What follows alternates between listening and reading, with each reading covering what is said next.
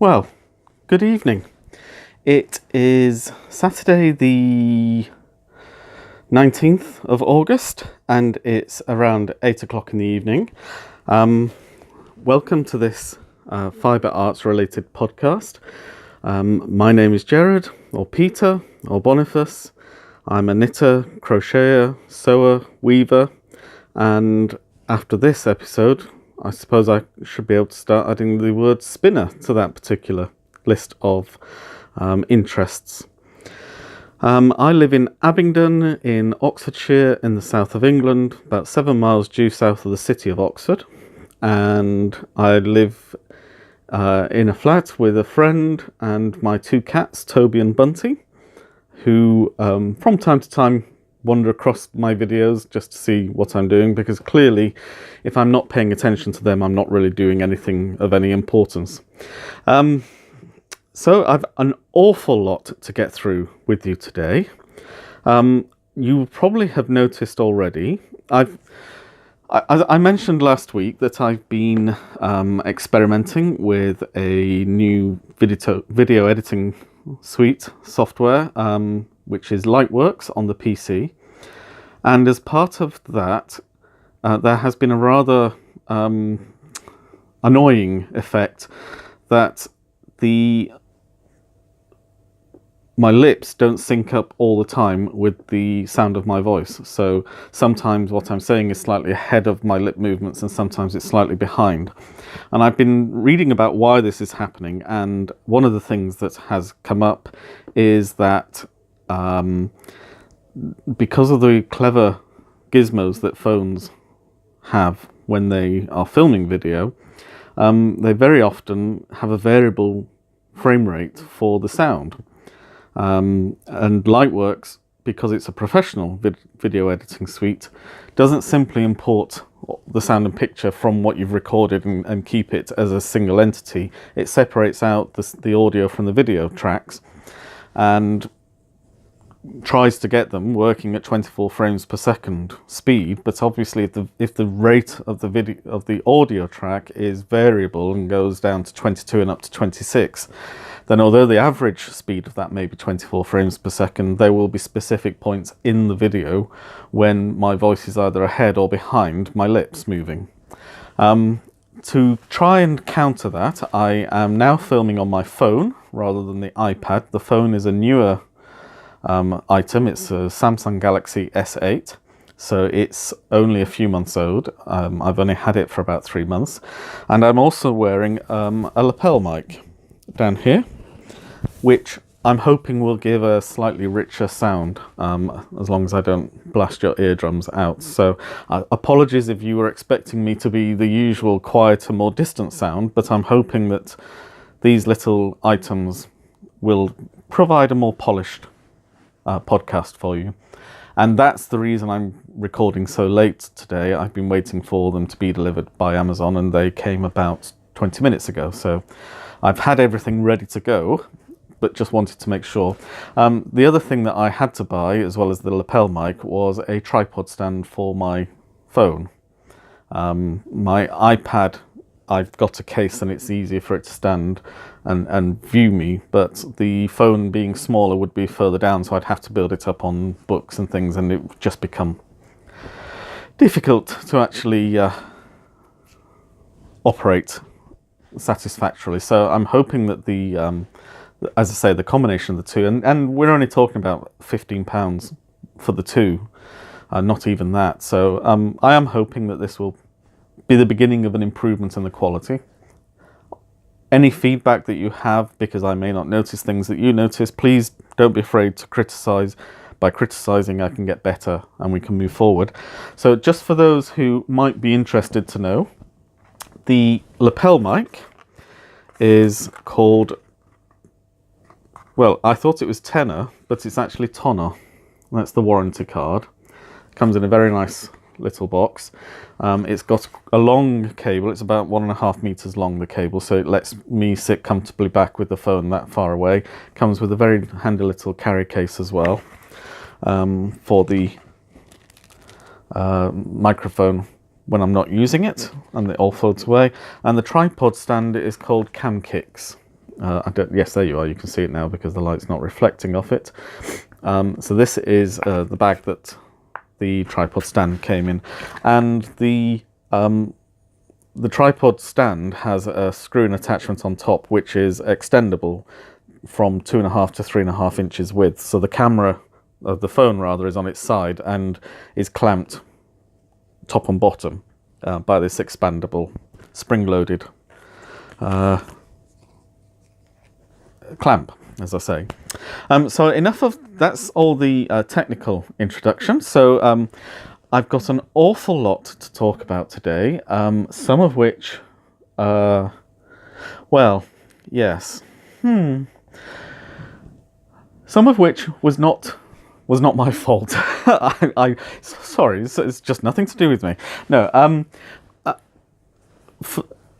although I've now started having to drive to work, as I explained last week, I now work from 6:30 in the morning till 2 o'clock in the afternoon, and I'm on call. I'm on call this weekend. Not quite on call, but I'm available if I'm needed, if there's an emergency situation at work, because I can download and recover the CCTV footage. So if there is, we hope not, a serious incident, then the police often want to have the video before they take a statement from the other parties, because it can help them to properly establish what's happened so that they can understand what's being described to them.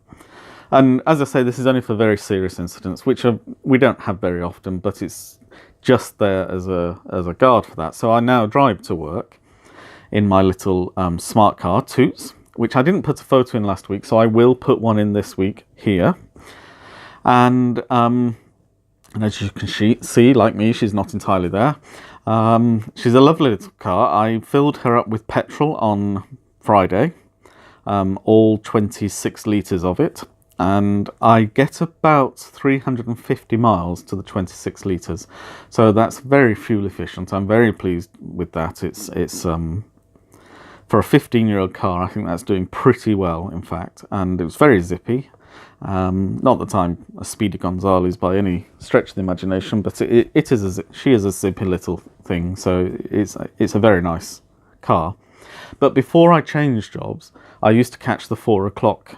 I finished work at 4 o'clock, so I'd catch the bus in town about 4:15, and I used to catch the bus with another person, Maria, who lives in North Abingdon, and we used to chat while we waited for the bus. And I often had knitting or crocheting on the bus, and we'd sit and chat while the bus took us home.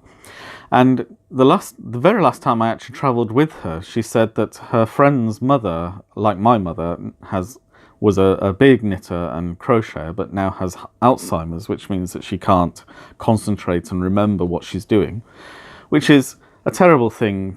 I know how much enjoyment I get from making things, so I know how much enjoyment both these women, my mother and Maria's friend's mother, got from making things with their hands. So it's sad that they no longer have that capability. But this friend's mother still buys lots of yarn, and Maria had been given 6 big shopping bags full of this yarn, and so she gifted half of it to me.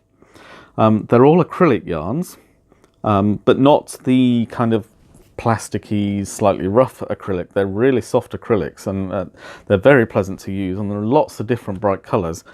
So I won't talk about them just yet. I'll get them out and I'll actually show you them. So I've got a lot of those to show and what I'm doing with them. So I'll explain about that. Masons in town, this is my fault, guilty as charged, is having a sale at the moment on some of their heavier duty fabrics.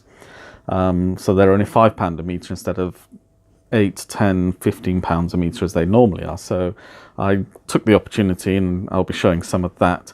But while I was in there, I wanted to get some wool, specifically wool, because of something I wanted to make, which I will talk about as well. So I'm just kind of giving you an introduction, an overview of how this video is going to work.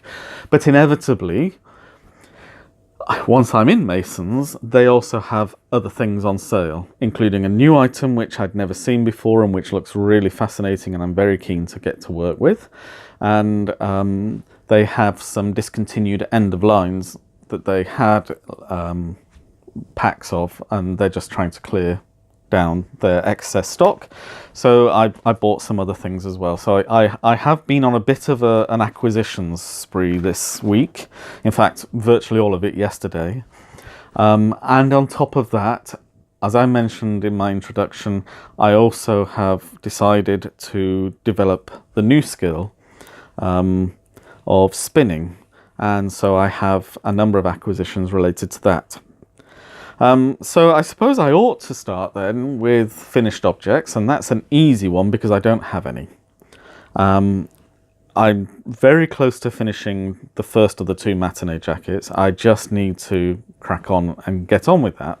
But the reason I've not finished anything is because, rather unusually for me, I have been pretty much a monogamous knitter for the last fortnight. I showed you last week that I had frogged the pullover that I was making, the flax pattern from Tin Can Knits, which is a free pattern on their website in their Simple collection. And it's a pattern that can be made from 0 to 6 months all the way through to 4 times extra large. So it's an incredible range, and all of the mathematics has been done for you. So all you need to do is ensure that you get a yarn and needles which matches the gauge. And once you've got that, you're away. And mine does, so that's okay. So I've been making it with the fisherman's wool, which is 100% wool, and in their oak tweed colourway, Lion brand yarns, that is. And I think last week I had just got to the point where I was separating out the sleeves, so from the main body. So it's a top-down construction, raglan increase. So with a very nice garter panel over the arm. I think you can see it when it's in profile. It's very squishy, this garter panel, as you'd imagine, and it's a very nice detail that will run down the outside of the sleeve all the way to the cuff. And it's a 1x1 rib around the neck, and there'll be a 1x1 rib around the waistband and around the 2 cuffs. So having separated out, I then had to cast on an extra 8 stitches on each side for the bottom of the armhole. And I also had to change skeins because I ran out of the first skein. I actually bought 4 skeins of this yarn, which is, as I say, the Lion brand fisherman's wool. And I think you can see from this skein that I'm already halfway, probably just about halfway through this skein. That's actually hollow in there now. I can't quite see through, but it's not far from. This is such a beautiful wool. It really is incredibly soft, and it still has some of the oils in it, so it's also moisturizing my hands as I'm knitting, which is very nice. So having got to the armhole and cast on the 8 stitches, I'm then expected to knit for I think it's 17.5 inches, and then do an 1.5 inches of ribbing. And I have to say, I'm really pleased. This is looking really good. I'm about 12 inches down, so I've got about another 5, maybe 4 inches to go. I mean, it may be 13 inches rather than 12, so it's about 2/3 of the way there. So that's just been basically 1 week's knitting, and I just pick it up and the TV's on, or I was watching the football today and I was watching the football last Sunday, and it's just mindless knitting, round and round and round and round. I've not increased any stitches, I've not lost any stitches. I just have one beginning of row marker so that I know which is the front and which is the back, because the beginning of row is always on that side, and so this is the front and that's the back. Not that it actually makes any difference whatsoever in the construction, but it's there, and so be it.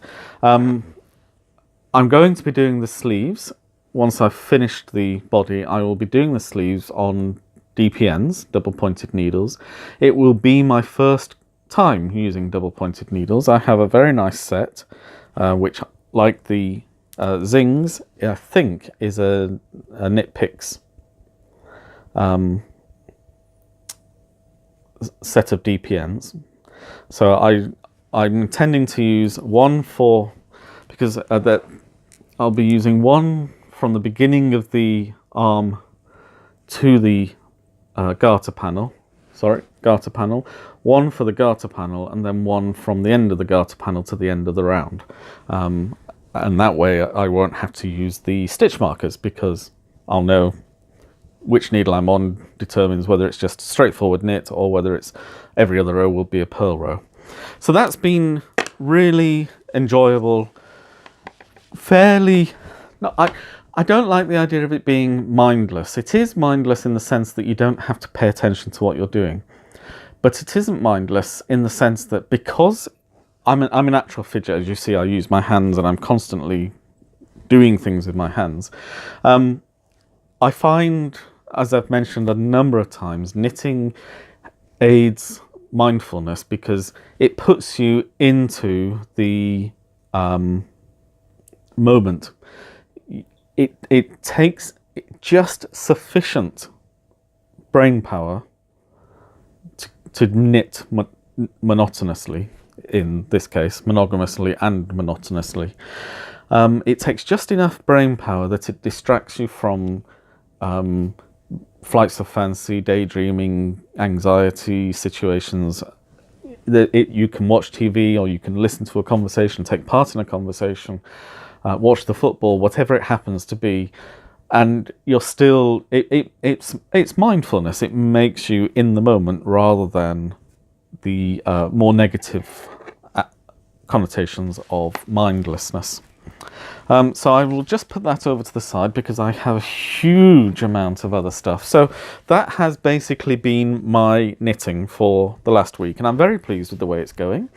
I'm very pleased that I'm enjoying what is a fairly monotonous knit. It is just knit for, I think it's 198 stitches each round, so effectively 200 stitches every round. And you know, it's just knit. But actually, I love the feel of the zings in my hand. They have just enough grab that the stitches aren't flying off the needles, but they're smooth enough that there's no resistance when I pull them off the needle. So it's the whole process is. Oh, sorry, I've suddenly lost my lighting. I don't quite know what happened then. I think my bulb may have gone. Oh well, such is life. Yep, I think I've lost the light. Well, I think you can still see me because I've got a lamp over on the other side of the room pointing at me to provide more consistent lighting. So, sorry about that. I didn't mean to startle anybody. The bulb's just gone, which may make reading some of my notes a little bit more challenging, but I will struggle manfully on for you. It isn't actually dark outside, but it is rather grey. Most of this week has been a rather grey week. And now I've got Bunty next to me, all curled up. Oh, forgot to mention, it is Saturday and my gin and tonic, so cheers. Getting very dry. Right, well, what to talk about first? I think I'll talk about the gift first. So if you'll excuse me, I just need to stand up because it's behind the chair. There's so much of it. There we are. So, sorry, I've just sat on the cushion, which is not the most comfortable place to be, surprisingly. There we are, that's better. So, I think I moved the chair slightly. There we are. Yep, that seems to be right. So, this container was very generously given to me by Bob and Wendy. A couple of weeks, probably about a month, 6 weeks ago now, and I've had one of them used, but the other one was just sitting folded up, waiting to be used. Well, it's the perfect size for the 30 or so balls of yarn that I was gifted. This is the Sue Ryder DK. It's very soft. This is really nice actually, and there are 6 balls of this, so I think I will be keeping this for myself. It's enough yarn that I could actually make some serious projects with. that require this kind of quantity of yarn.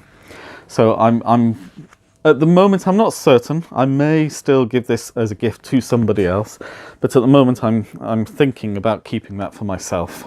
And so we come to the rest of the yarn. Well, I've mentioned before that I am a school governor, and my primary school operates every Friday afternoon something called Springboard, which is an opportunity for the children to experience an extracurricular activity. The school has lots of things like sports and drama clubs and dance clubs and music clubs and that kind of thing anyway. But this is more about the kind of things that perhaps wouldn't be the normal part of a school curriculum.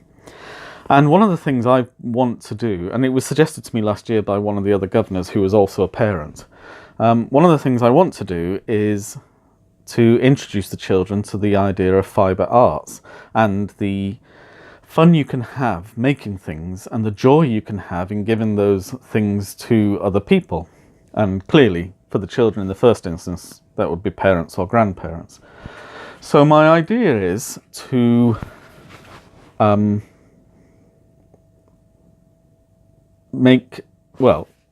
my idea is initially to get them to make some French looms. I've got some cardboard inners of toilet tubes, toilet rolls. There is a perennial fuss about whether or not toilet roll inners constitute a health and safety hazard. Categorically, they do not. There is no contamination. The risk of contamination from a used toilet roll holder is virtually zero. And as the health and safety executive in the UK has actually said, teachers would be better off spending their time reminding adults and children to wash their hands when they've been to the bathroom, because they're far more likely to get contamination by not washing their hands afterwards. That would be a much better use of their time. But even allowing for all that, I can still hear the occasion, there will be those who say, oh, you can't do that kind of thing. I have put these used toilet roll holders in a microwave and zapped them. There are no bugs on them. They are sterile at this moment in time, and I will quite happily do that. So that's, sorry, I'm a risk manager, and every activity, there is an element of risk, but there are risks that we don't mind taking because the likelihood of something going wrong is virtually nil. End of rant.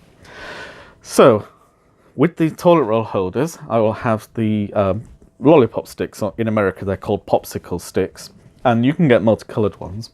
And we'll glue those on the 4 of them at the compass points on the inside of the toilet roll holder, or on the outside. It's entirely up to the child as to which one it wants to do. And that will provide us with our French loom, and they can decorate the outsides of them with paints and crayons or whatever other medium they prefer. And then I will teach them how to make I-cord, for which I will need yarn. And I have, so there are lots and lots and lots and lots and lots and lots and lots and lots, and that's just the top layer. There are 3 layers in there. So as you can see, I'm not going to get them all out. It's chock-a-block full of acrylic yarns, all of which are brightly coloured, and together we'll make I-cords. And having made the I-cords, I then propose that we coil them up and turn them into coasters, which they can give to their parents or their grandparents as a gift. And I think by doing that, the children are learning a number of different skills, they're getting the enjoyment of a number of different crafts, and at the end of it all, they have a gift to give to somebody that they love. And what could be better than that for a child? So that's my intention. So rather than, I've got about, as I say, I have about 30 balls of acrylic yarn there, and I'll probably supplement it with some of my acrylic yarns as well. And I want to use acrylic yarns, partly because they're inexpensive, and partly because I don't know what allergies and other people may have, and with acrylic yarns, you're safe. They're not going to be allergic to the plastic. And they're still, as I say, these are very soft acrylic yarns, brightly coloured, and they'll be very enjoyable to use. But I've started the process. I'm going to divide each of the 100-gram balls of yarn into 10-gram balls. And I'm going to wind them up so that they can be used immediately by the child. And I can't remember who it was I was watching, but they had a brilliant idea, which is that once you've made the gobstopper ball of yarn, which is like this, all nicely wound, this is a solid colour, so you don't see the pattern of winding quite as easily, but it's a lovely pattern of winding. But what I have done is put them into an egg box. They fit perfectly. They're not going to unwind until the child wants to start using it. I've just borrowed this egg box. There are a couple of eggs in here normally, currently rather, which Arand is, and so I'll put them. I just wanted to show this for demonstration. I've actually ordered some clear egg boxes from Amazon. I think it's £10 for 50, which I thought was not very much, and they're actually circular as well, so it'll look like a nest of eggs. And I just thought that was a very nice way to carry them, to display them, to store them while they're not being used, and they come to no harm. And the colours, a box of 6, I mean there are 2 the same in here, but there will be 6 different colours with darks and lights, and I think that will just look lovely. So that will be approximately 300 eggs, given that there are 6 eggs, gobstopper size winding. Is that 300? No, it's 3,000, isn't it? There are 30. No, it's 300. I was right the first time. Sorry, it's 3,000. It's 3 kilograms of yarn. That's right. So it will be 300 10-gram. Yes. Oh, sorry. My maths. I thought, have I got more than I realised? So there will be 300 of those. So there'll be 50 cartons. What I may do as well, in Mason's, our local yarn shop, the teacher who teaches crochet there is going to be going into another primary school in Abingdon to teach the children to crochet, and she's going to be providing her own yarn and hooks for them, and said if I had any acrylic yarns that she'd be more than grateful to receive them, because I was talked about this gift I'd been given. So I will certainly, I think, donate some of these to her as well, because it would be quite easy for 2 children, 3 children to use the yarns in here. They are only 10-gram balls, but we're only making I-cords. I think she'll be making granny squares for her children. You're probably only looking at 20 grams at most for each of those squares. So I think that would be a nice way to share the goods out and make it manageable for small hands as well. That a big ball of yarn would be potentially intimidating and difficult not to get tangled. This way we know that they can immediately get to work doing the fun bit of crafting, which is the actual making of things. So that was a very good idea I saw. I cannot remember who I saw it on. I saw it about a week ago. Oh, who was it? I can't remember. I watch so many podcasts now. I honestly can't remember who that was. But whoever it was a brilliant idea. I love the gobstopper balls anyway.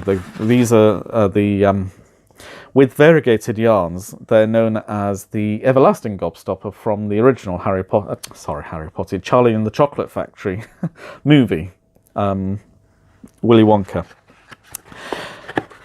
So that's that. So I'm really looking forward to doing that. It does hurt my left hand a little bit when I'm winding the balls, but as long as I'm not stupid and just do a few and then move on to something else, I can break the back of the winding without really trying very hard. I've got a few weeks before I'll be going into school to do this anyway. Probably it'll be after half term, so I've actually probably got until October anyway to get this sorted out, and that'll be plenty of time. So that's my gift of yarn. So as I said, it's very important when making these minis, I suppose they are, of the yarn, to use a set of scales to weigh the 10 grams. So what I would do is center pull from the ball, have the ball resting in the pot, wind 10 grams onto my ball winder, which I know it's 10 grams because what's left in here will be minus 10 what was originally in there. Or you can even reset this to 0 and then let the counter go down to minus 10. It's very important not to have the yarn coming from the ball under tension when you weigh it. Always just slacken it off a little, because it can be pulling down slightly, so it can actually be distorting the amount of pressure which is in the measuring tray. So as I say, we were in Masons, and I went to Masons really because they've got this sale on at the moment, as I said, of some of their fabrics. And as soon as I walked in, I saw exactly the fabric I wanted. And although it's only August at the moment, it is never too early to start thinking about Christmas makes. And one of the things I want is a Christmas bag for my whatever project I happen to be working on at Christmas. And I saw this and I thought this was perfect. So here we are. These Christmas owls, I just think they are the cutest thing. It's a very understated Christmassy little fabric, lovely red colour, and I'm really looking forward to making something with this. I bought 2 meters rather than just the 1 meter, because I think I can make a few things out of this. It's I'm not quite sure what the material is. It feels like cotton, but it's quite a thick cotton. Toby, what are you doing? Where have you gone? You're behind the computer, aren't you? Oh, stupid cat. Anyway, sorry about the noises off. Hopefully the microphone over here is preventing the distraction. So went into Masons to buy that. That should have been everything, and of course it wasn't. So I mentioned last week I have the latest edition of Rib magazine.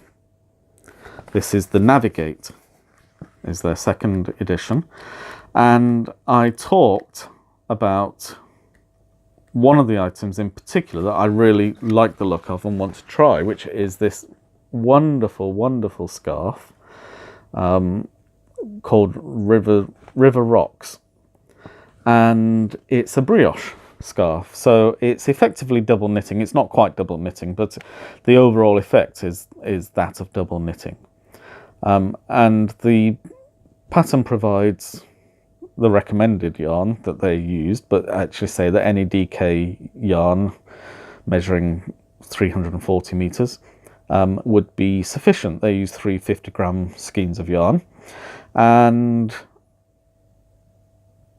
you need to have 3 balls of the light color and then 3 balls of a dark color to contrast.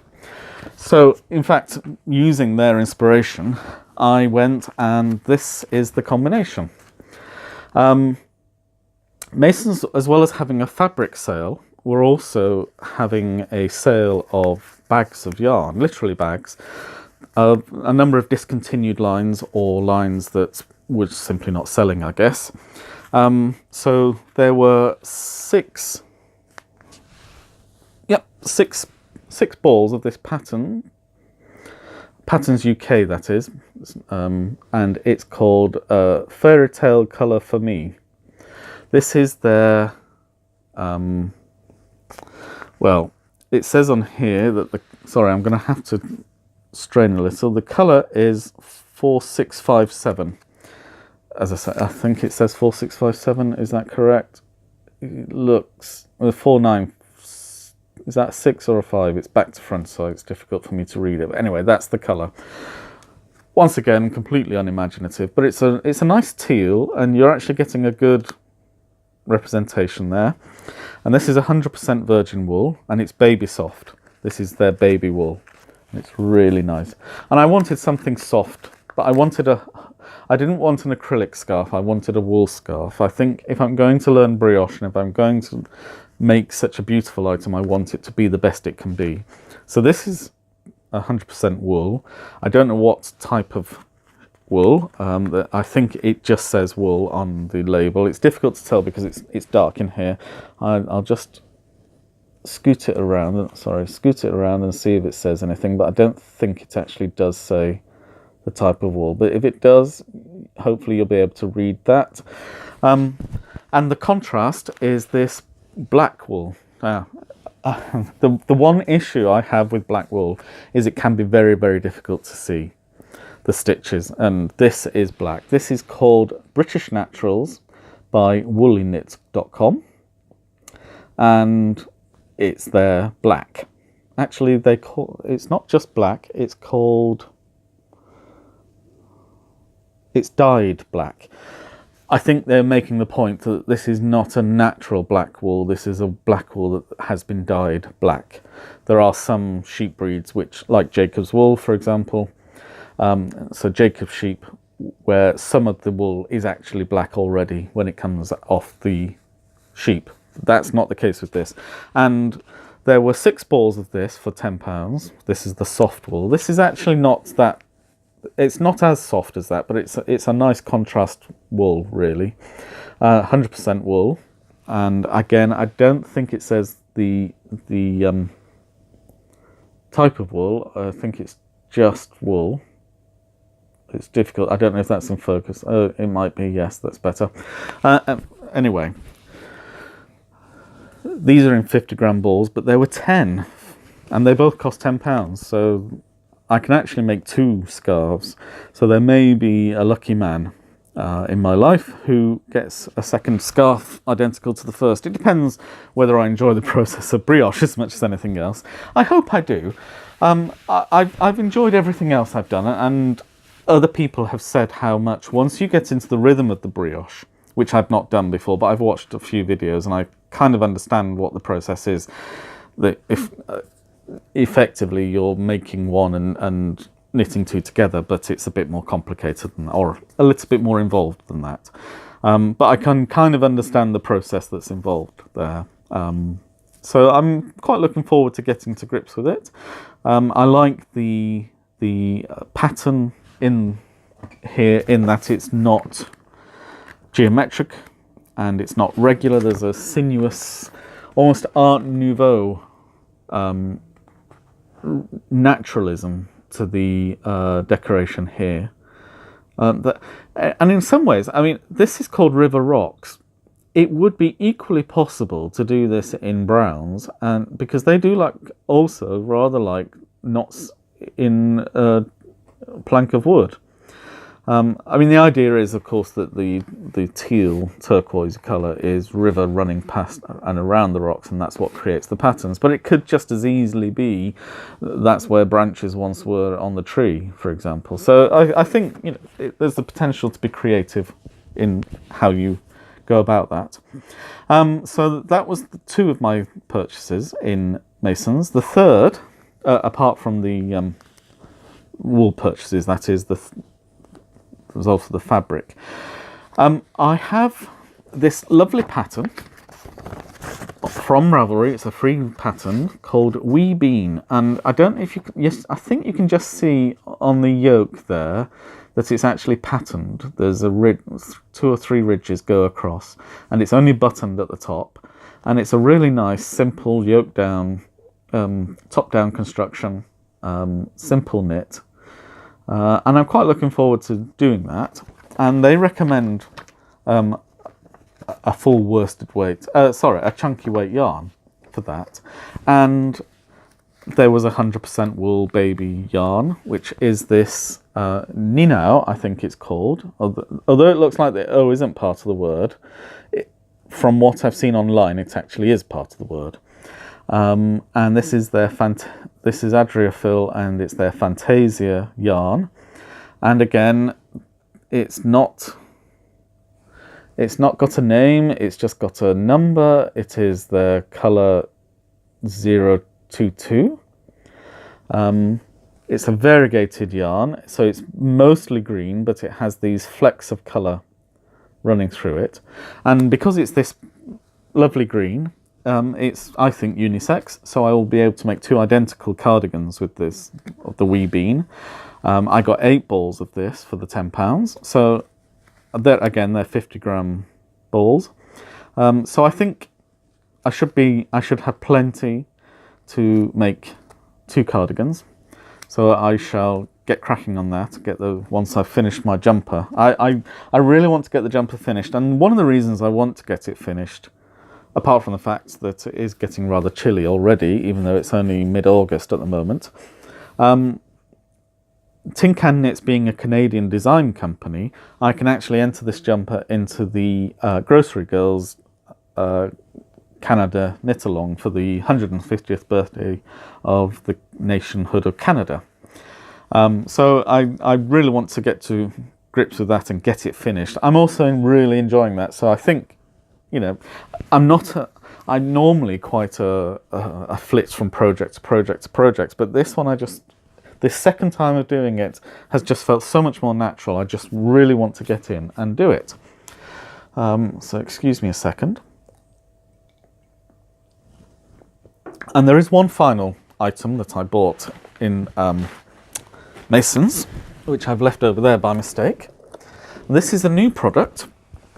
This is a 50% acrylic, 50% cotton yarn, and it's called Evolution.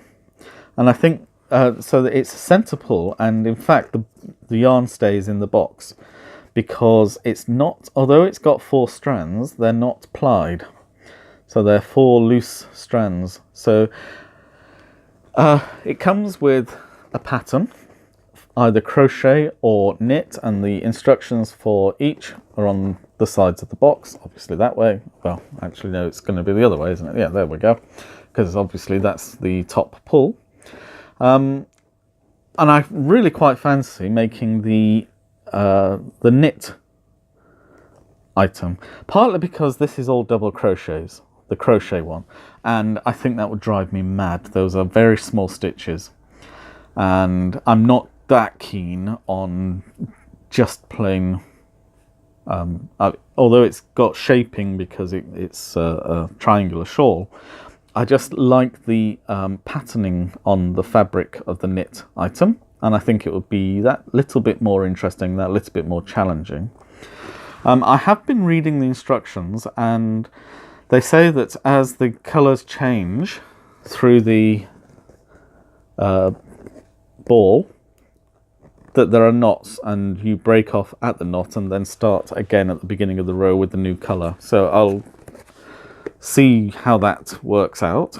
The colour I've got is called Sunrise, and in fact it says on the colours that are available are on top, and they're rather striking colours. Sorry, that's getting a bit of reflection on there. They're rather striking colours, but I was immediately drawn to this one. So this is the one I bought. So this is from Wendy, not my friend Wendy, the yarn manufacturer Wendy.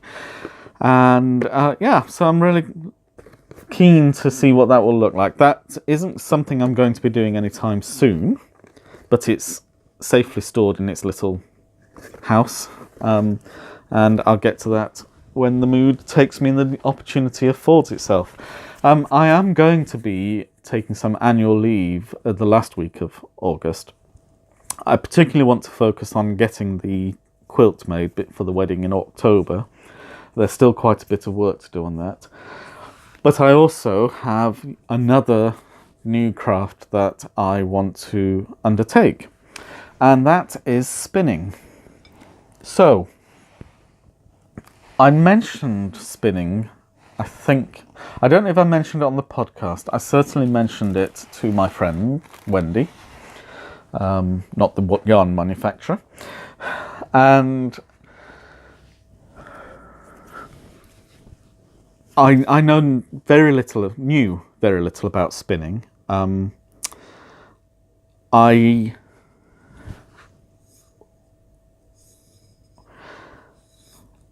been quite, I don't know quite how to explain it. Since I've been using yarn and fabric now for the last 12 months, just over, a week or two over, and it has changed my life. And I don't think that's putting it too strongly. It has given me a hobby and an interest, which is, to some extent, I mean, not entirely, I wouldn't want to overstate it, but to some extent, is all-consuming. It occupies, if I'm not actually doing things, I'm thinking about doing things. If I'm not actually thinking about doing things, I'm thinking about the things I can do things with. So the yarns and the tools and the equipment. And if I'm not doing any of that, I'm watching what other people have been doing and the things that they have bought or made for themselves or been gifted. And this whole process has really helped me at what was quite a difficult point in life, without going into any deep and meaningful questions of life, the universe and everything.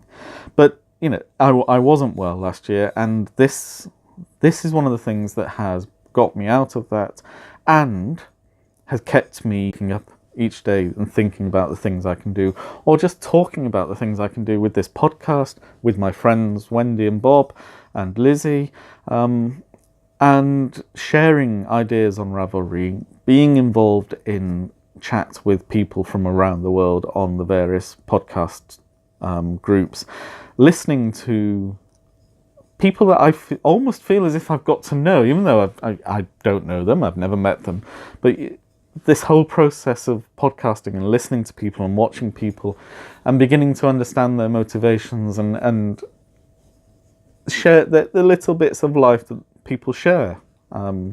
It's been a really positive experience. And within all that is the knowledge of being involved in things which have been fundamental to human existence. So I wanted to get involved in spinning, which is kind of, I guess, the beginnings of knitting and all of the forms of fabric work, because without the usable yarn in the first instance, there is no knitting, crochet, sewing, weaving, whatever. And the simplest introduction to yarn spinning is with the drop spindle. And I have bought myself one. This didn't cost very much money. It was probably £15 with the first bag of wool ready to be spun, which is this lovely grey and white wool ready to be drafted and spun.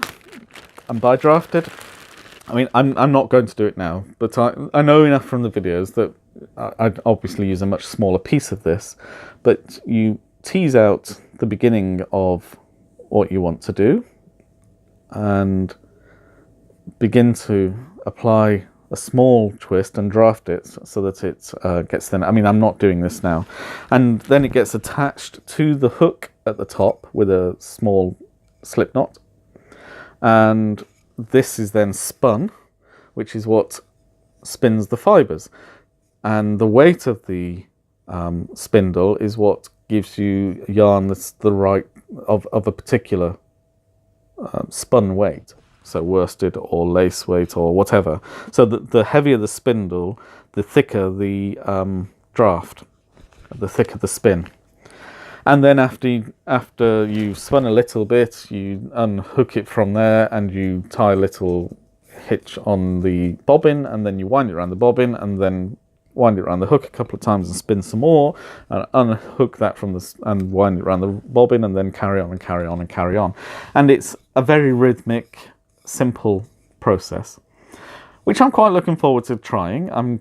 Don't imagine for 1 second I'm going to be any good to begin with, but then it's not how you begin, it's how you develop that matters.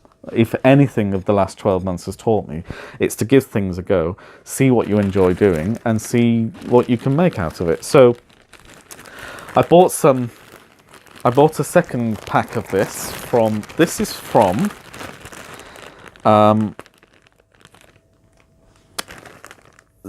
a company called Thomas.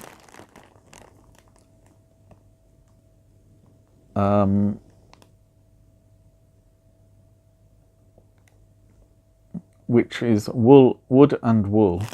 So this is a couple who live in Carmarthenshire in South Wales. He is a woodworker and she is a spinner and weaver and dyer, and they have a small holding. So they coppice the wood on their small holding, and he makes looms and spindles and spinning wheels. So this is a doweling spindle with a walnut wall at the top, WHORL, and then obviously the doweling is pine and is then stained to match the walnut on top. You can get this in light or dark. It's not very heavy. You don't want it to be too heavy. And I got 2 bags of this grey and white wool to practice with. But me being me, I also went on to Etsy, to another company, and this is their thank you card, which is Hawthorne Handmade is the name of the company. It's a rather sweet card, and I've got 5 lots of wool in there, which are there's a legend on the back which tells me that they are Herdwick, Jacob and Shetland wools. This is a merino pack in bright colours. Oh, sorry, upside down. This is a merino pack in bright colours. Was that right? No, I was right the first time. It's the right way up. It goes at the top. It's very difficult to see in the dark. The light is all coming from this side, so I can't see anything on this side. And it's just got the colours on the back, which is very nice. And then I bought a second of the British wool bundles. And again, it has the different sheep on the back. This one includes blue-faced Leicester and Welsh. And one thing that all of the videos that I've watched recommended, and I went onto Amazon, and this particular book has 38 reviews, 37 of which are 5-star, and the 38th is only 4-star. And I think it's only 4-star because the person was upset that the spindle that they'd ordered from a different company hadn't quite arrived in time for the book. So it wasn't actually anything wrong with the book. I'm not quite sure why they didn't give it a 5-star. But it's called Respect the Spindle. It's so difficult to read in the dark. I can't remember who this is by. Abby Francomont. I don't know if that's how you say it. You can see it down there. It's just very difficult for me to read it in the contrast in the dark. I love reading, and this is a very nicely illustrated step-by-step guide for various different techniques, because spinning the yarn is only the first step. So the yarn that is spun, it needs to then be plied, which can be plied with 2, 3, 4 strands, depending upon whether or not you want a DK, a worsted, an Aran, a bulky, a super bulky, a chunky, whatever particular grade you want, and whatever colour combination you want as well. So something like this merino, for example, could be done rather like the cakes, with big bands of colour that feed one into the other. I'll do it that way around and you can see, because the colours are actually really nice and go together. Or you can make it into an irregular self-striping yarn, for example, by doing a little bit of the aquamarine and a little bit of the turquoise and a little bit of the coral and a little bit of the black, and then repeating and repeating and repeating. But once you've spun it, you then take the yarn off the spindle and re-spin it, but ply it. And I think I probably will buy another couple of these because I think it's probably quite useful to have more than one spindle. Or just get myself some bobbins, I guess. But once you've plied the yarn, or if you want just a single, once you've twisted the yarn, spun the yarn the first time, you then have to set the twist, because wool is a very elastic fibre and has very, very good memory from when it was last wet.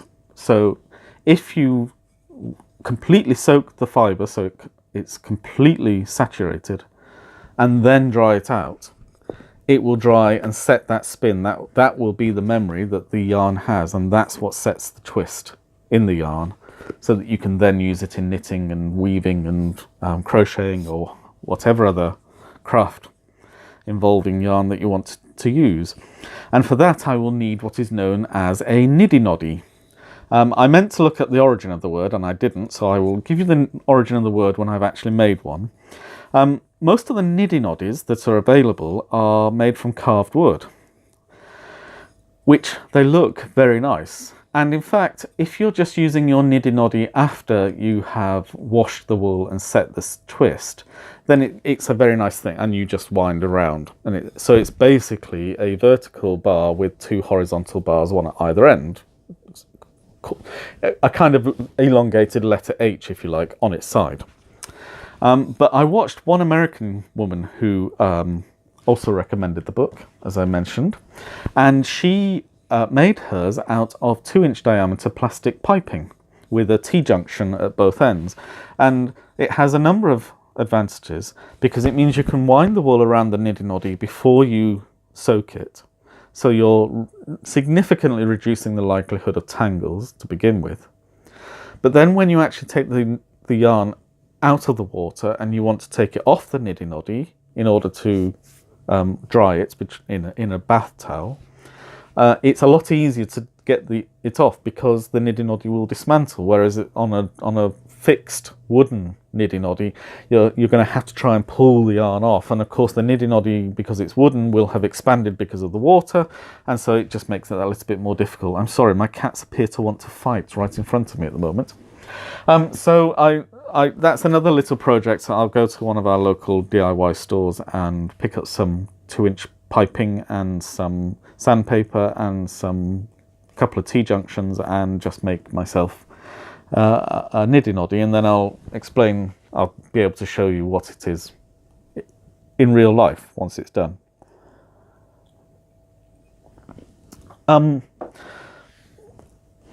So because I've started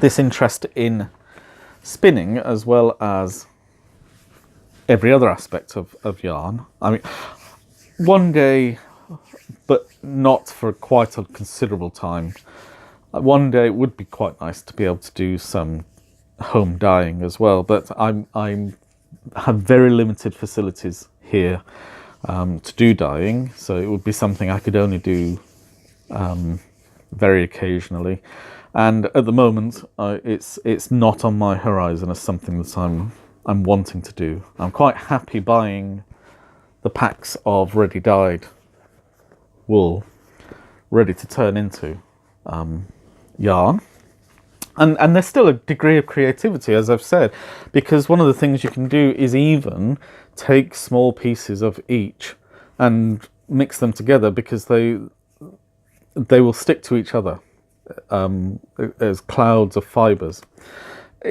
Wool is a fascinating substance. I don't want to go too much into detail now, because I think this video is coming up to the hour, and possibly I've been talking for more than long enough. But there's a fascinating history of using wool in textiles. No,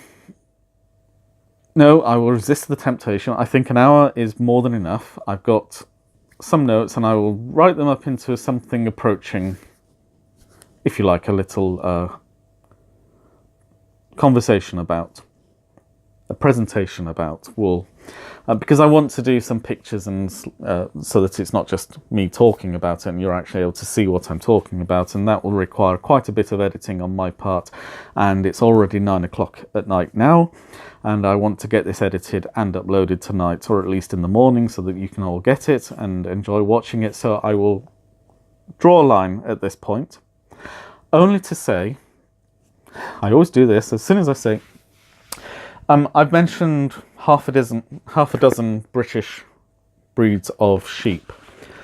New Zealand accounts for a quarter of the world's production of wool. The United Kingdom accounts for around 3% of the production of wool. New Zealand has 4 breeds of sheep. The United Kingdom has 74 breeds of sheep, all of which produce wool which has different qualities and is used for radically different purposes. I'll go much more into that next time. I've been doing quite a bit of research. It's become a subject that I've actually become very interested in. I will also talk about the ethical treatment of animals, the exploitation in some cases of animals, and the lack of proper husbandry and proper ethical methods of ensuring a good crop of wool.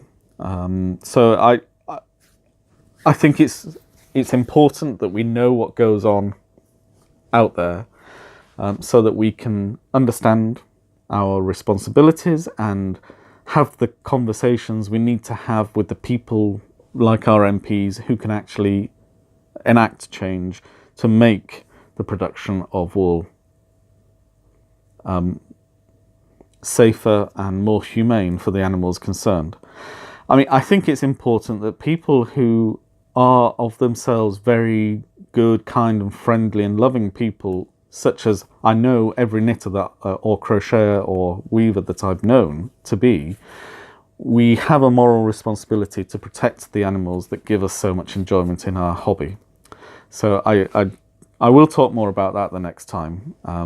So I'm not wanting to gloss over the reality, but at the same time I want to celebrate the diversity too. So that's it. I think I have wittered more than long enough. I'm just having a quick scan around. I think I've talked at length about everything that I've acquired in the last 2 or 3 days. I hope you've enjoyed this podcast, and if you have, please like the video, and if you haven't already, please subscribe and turn on the notifications, and you'll be notified when I next upload a video, which I'm intending to do around this time next week. Hopefully it won't be dark outside when I'm podcasting, and the fact that the bulb has gone won't make such a big difference next time. So stay happy, stay well, and I'll speak to you all soon. Goodbye.